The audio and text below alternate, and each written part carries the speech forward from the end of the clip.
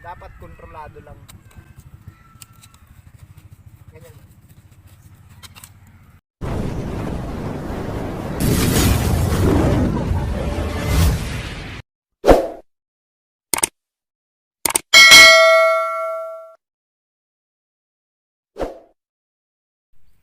Mga sinag, naway gabayan tayo ng mahal na Panginoon sa panibagong pagsubok sa atin ngayon. Andito na kami mga sinag sa area kung saan ako magbabalat ng nyog. Ito na yung mga kinawit ko. Dito ko lang siya babalatan kung saan ko siya inipon kasi wala kaming gagamitin kalabaw para hilahin pa siya. Kaya dito na lang, bubuhatin ko lang ito kasi hindi ko naman ito lulutuin mga kasinag. Ibibilad ko lang sa araw. Ayan, maglagay muna ako ng ganito kasi ito mga kasinag nakakasugat yung bunot. Kailangan maglalagay ka ng ganito. Protection sa balat ito mga kasinag.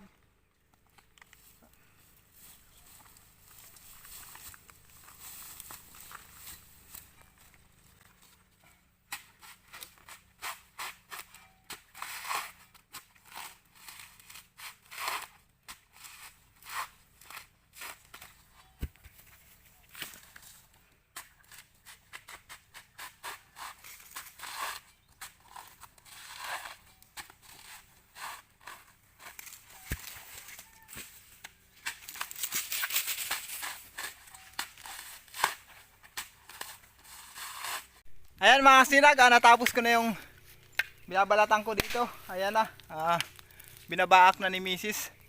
Siya naman ang nagbabaak ngayon. Ayan mga sinag, doon naman tayo sa kabila.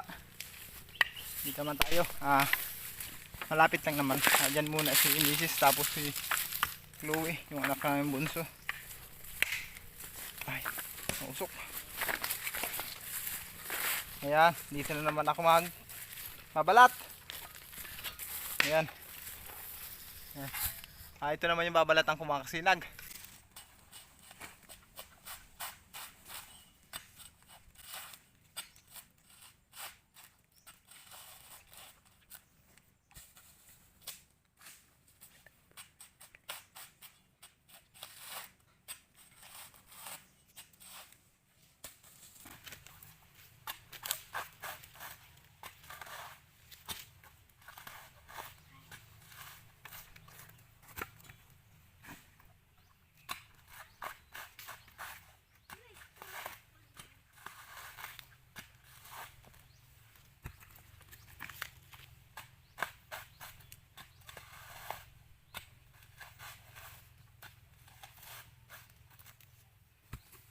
Ayan mga kasinag, natapos ko ng balatan yung lahat ng tambak dito sa taas. Dito, hanggang dun, sa dulo dun. Natapos ko ng balatan, ayan na, nabaak na ni Mrs. Nakasako na. Tapos dun sa may baba na yun, ayun sila may binabaak pa sila dun. Natapos ko, yun dito lang yung mga kasinag sa taas. Pero yung simula dun sa baba, hanggang dun sa dulo na yun. Yung mana sa baba mga kasinag, hindi ko pa nababalatan. Hakutin ko muna ito, ibaba ko muna para maibilad na bukas ng umaga. Kasi mas marami kasi yung nasa baba kaysa dito sa taas. Hakutin muna natin yung nandun sa kabila. Ibaba ko lang dyan mga kasinag sa may likod ng simbahan.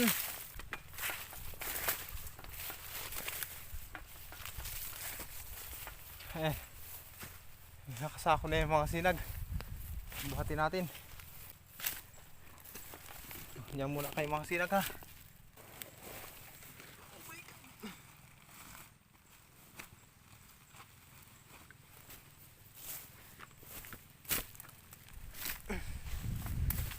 Ayun mga kasinag, balik na tayo doon.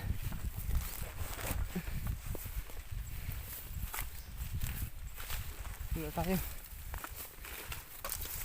Matapos ko lang ito mga kasinag, dalahin doon lahat, yung nandito. Kasi malayo-layo ito hindi kagaya nung manandun sa baba, andun na yun, madali nang buhatin yun. Madali nang dalahin doon sa pagbibiladan namin. Ito lang kasing mahirap-hirap mga kasinag, itong nasa taas.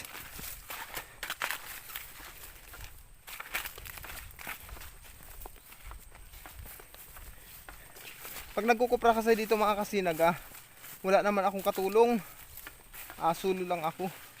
Sinusulo ko kasi ano naman maliit lang kasi ito mga kasinag. nasa 3 hektarya lang. Kung hahanap ako ng makakatulong ko, mas lalo nang wala akong kikitain. Mas lalong mahina ang income. Hindi kagaya ng ganito mga kasinag, nasuluhin ko lang at kaya ko naman ang trabaho. Marunong naman ako sa mga trabahong bukid. Kaya tiyatsagaan ko na lang na ako na lang mga kasinag ang magtrabaho para yung income sulong-sulo ko. Kasi ito mga kasinag, lupa na ito ay naalagaan lang namin. Sa tiyahin kasi ni Mrs. itong kinukuprahan ko na ito. Ang laban kasi namin dito mga kasinag, kung magkano yung nabintahan ng kopra, hati kami. Ang gawa ko lang, magbabantay dito, maglilinis, yan, magkukupra. Yun ang trabaho ko dito mga kasinag. Tapos nagtatanim ako ng masaging. Ayan, magtanim tayo. Pagkatapos naman magkupra nito mga kasinag, magtatanim na naman ako. Kung hindi man ako magtanim, magragpas muna ako. Tabasan ko muna ito, linisan ko. Kasi maano na mga sinag, damo na. Ayan, dito na tayo, malapit na.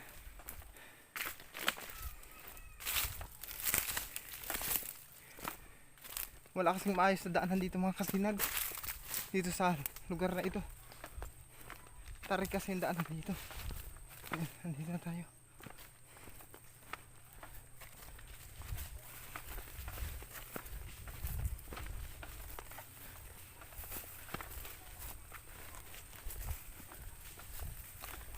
Ayan, pababa kasi ito mga kasinag, kailangan mag-ingat. Ayan.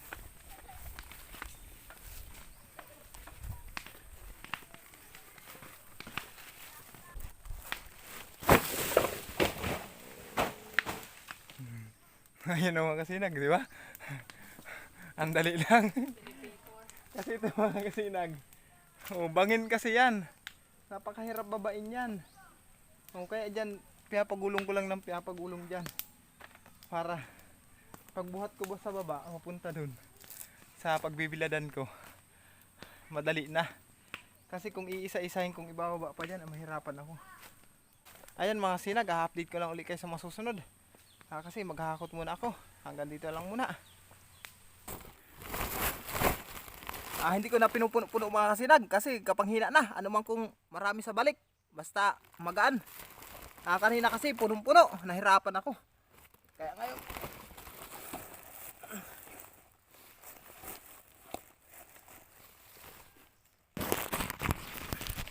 ayan mga kasinag, hindi ko na pinuno yan. Tatlong balik ko na lang yan.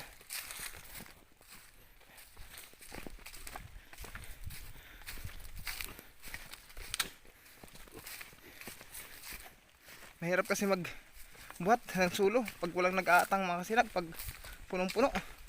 Pagka ganito medyo lampas kalahati lang, magagahan buhatin.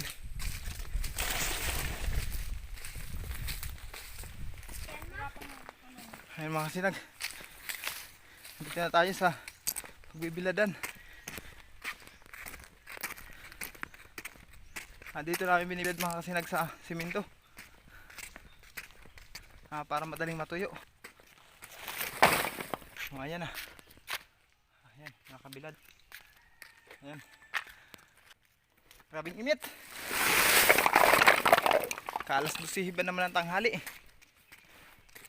Hinahabol kasi namin ang init ng panahon mga kasinag. Sayang naman kung hindi pa may ibilad yun, nabaak na rin naman. Ayan. Itong chikiting ko na ito, yan, ito si Chloe. Lagi na lang ngirit mga kasinag, kiss mo nga ako. Kiss mo si Papa para matagapagod. Very good. Nayan naman yung ano kong panganay, si Kulin. Medyo mapresko kasi dito mga kasinag sa ilalim ng talisay. Ayan mga kasinag, update ko na ulit kay mamaya. Buhatin ko ulit yung natira pa na 3 sako.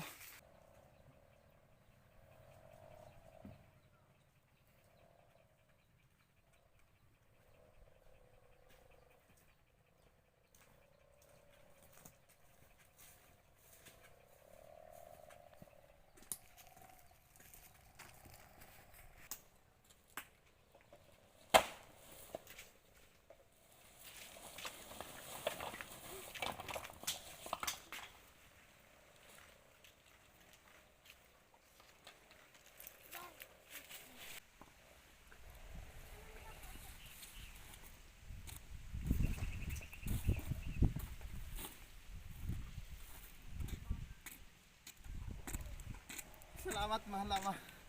Ano yan? 962 na piraso. Diba? Ang dami rin kahit paano. Akala ko kakaunti lang. Estimate ko mga kasinag 600 lang. Pero naka 962 pa tayo. Okay. Okay. Okay. Ayos ito. Ayos ang liguan mga kasinag ng kaibigan ni Bagwis. Yan ang swimming pool ng dalawang kalabaw. Oh! Nandito na agad siya. Nakita agad ako mga kasinag. Asan yun? Ayun si Bagwis mga kasinag. Ayun sa itaas ng nyug. Ayan o. Ayan. Bagwis! Kumusta maghapon mo? Ayun mga kasinag bigyan natin ng pagkain. Si Bagwis.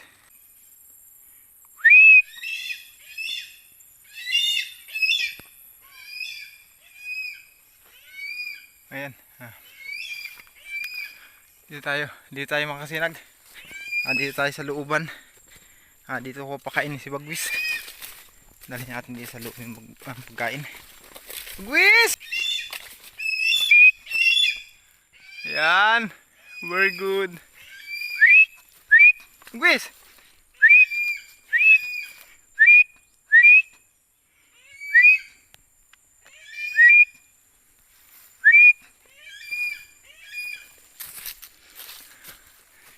Ayan mga kasinag, yung pagkain pinatong ko lang dyan. Ayun si Bagwis. Pababain natin. Ayan mga kasinag. Ayan. O sige, nakakain na dyan. Kain na, kain na.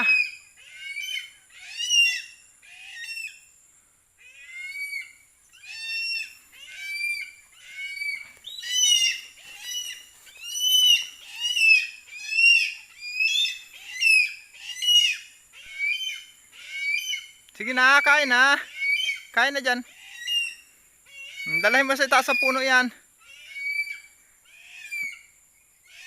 Dalahan na sa itaas ng puno.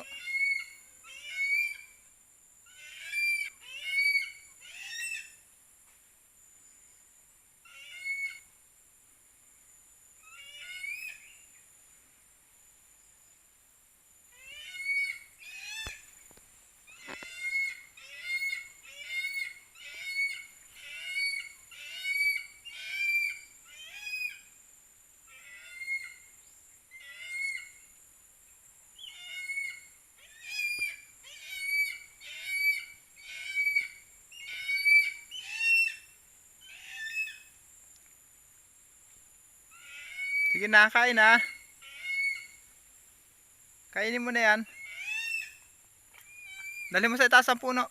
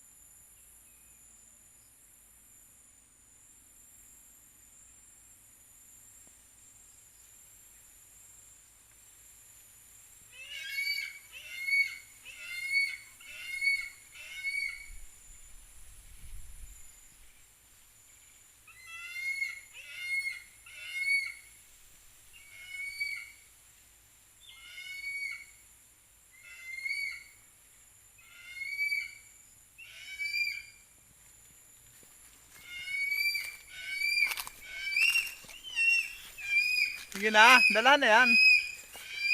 Sige na. Dali mo na sa taas ng puno at uwi na ako. Sige na, dali mo na para makakain ka na.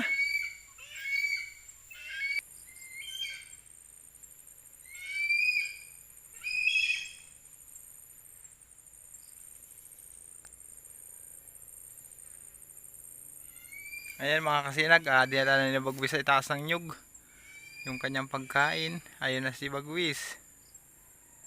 Ayan. Dyan na yung kakainin. Dyan na yung babanatan ni Bagwis. Sa itaas na yan. Masyadong malabo na.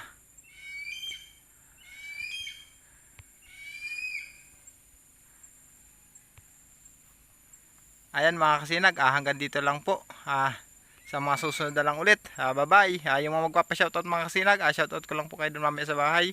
Maraming salamat po. Ayan mga kasinag, sa mga nagpapa-shoutout dyan, nailista ko na kayo sa The Book of Shoutout. Shoutout pala kay Tis Vlog. Shoutout din kay Kasenyor TV Farming. Shoutout kay LA7PH Leo Adventure from Ilocos Norte. Shoutout pala kay Ricky Tokong from New Zealand. Shoutout din kay Diosdado Almeida Jr. from Kadlan, Pilica, Marinisor. Shoutout din kay Rodlin Sargiban. Shoutout pala kay DC Gigante from Mubo, Masbati. At sa kanyang anak na si Danilin Merdigya. Shoutout pala kay Nonoy from Port Bonifacio, Taguig. Shoutout din kay Kapaksi from Buso-Buso, Antipolo City. Shoutout din kay Ernie Organo from Canada. Shoutout pala kay Alex Silorico from Riyadh. Shoutout pala kay Fernando Mila at sa kanyang pinsan sa Bumbon, Kamsur. At sa kanyang pamilya sa Norsagaray, Bulacan. Shoutout pala kay Kuya Iboy Vlog from Barangay Balaton, Lagunoy, Camarines Sur. Shoutout pala kay Babdel Fishing TV from Qatar. Shoutout din kay Alvin Leasing from Pampanga. Shoutout pala kay Jamlin Vlogger from San Francisco. Shoutout pala kay Jovan Cesar from Abu Dhabi, UAE. Shoutout pala kay Boy Pinoy TV. Shoutout din kay Belma Borja from Tansa, Cavite. Shoutout din kay Albert Altaya from Pasay. Shoutout pala kay Stone Toll. Shoutout din kay Marlon TV Channel. Shoutout pala kay Danny Masayon from Los Angeles, USA. Shoutout pala kay Edmar Abis. Shoutout pala kay Elisa Gondraños at kay Edgar Gondraños from Saudi. Shoutout pala sa family Pailmao. Shoutout din kay Rodel Mendoza from Pinang, Malaysia. Shoutout pala kay Marilo and Vic Manyalak. Shoutout pala kay Raymond Aligarbes from Bisaya. Shoutout din kay Alwin Kabakas. Shoutout pala sa Cow Family from Binyan, Laguna. Shoutout pala kay Jobert Official. Shoutout din kay Sir TV from Camarines Sur. Shoutout din kay Oles Video from Makati and Camarines Sur. Shoutout pala kay Eric Rasun from Toronto, Canada. Shoutout pala kay Shota TV. Shoutout pala kay Roland Buban from Tiwi Albay. Shoutout pala kay Michael Titang Vlogs. Ayan mga kasinag, maraming salamat po sa inyong suporta. Mga kasinag, magandang hapon. Ngayon magluluka tayo. Marunong ba kayong gumamit ng ganito mga kasinag? Ito pala. Bitaw. Wala na mga kasinag, nasira na yung ating stand. Ito pala yung ginagamit ko na stand pag ako nagbablog. Ngayon wala na, naputol na. Nabali dyan mga kasinag, accidenting nabali ni Mrs. Ayan. Ganito pala mga kasinag. Ito, marunong kayo lukatan ang tawag dito sa amin. Sa Tagalog. Doon sa amin kasi sa Galigon, tawag dito lugkaan. Ganito lang yung mga kasinag kapag tagkal. Yan. Yan.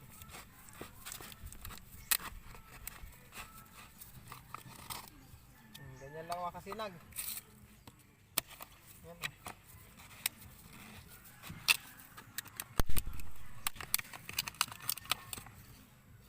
Ang paggamit ito mga kasinag hindi basta-basta yung palo nyo na ganun baka lumampas yung sa bao, madisgrasya kayo sa kamay. Dapat kontrolado lang. Ganyan.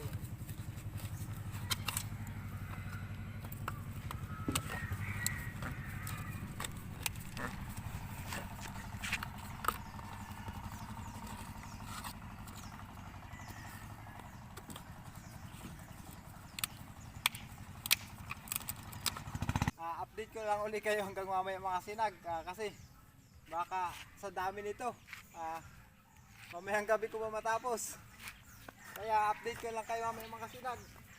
Ayan mga kasinag, 6:45 na lang gabi.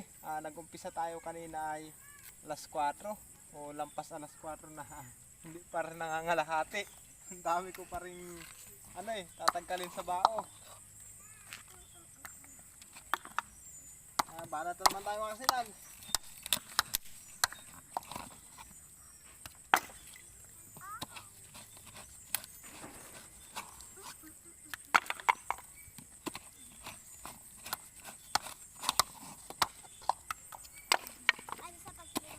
Wala kasi kuryente dito mga sinag, ano kasi yung nandyan yung bumbilya, sira. Kaya solar yung gamit namin. Ayan mga sinag, update ko lang ulit kayo mamaya. Mga sinag, kakatapos lang namin maglukat kung saan ay mag-alis nung mga kupra doon sa bao. Kakatapos lang, 9:30, 3. Ang oras na natin ay 9:33 ng hating gabi. Salamat pala kay Andoy. Tinulungan tayo. Nagpatulong ako sa kanya mga kasinag. Kasi kung susuluhin ko lang, hindi ko matatapos. Kaya laking pasalamat ko sa kanya. Sobra-sobra. Ayun mga kasinag, update ko lang ulit kayo bukas. Ayan, uwi na tayo. Yun, good morning mga kasinag. Ayan na, nakakarga na yung kupra. Kasama ko pala si Tia, tapos si Kuya Melvin. Ipipisar na namin ngayon.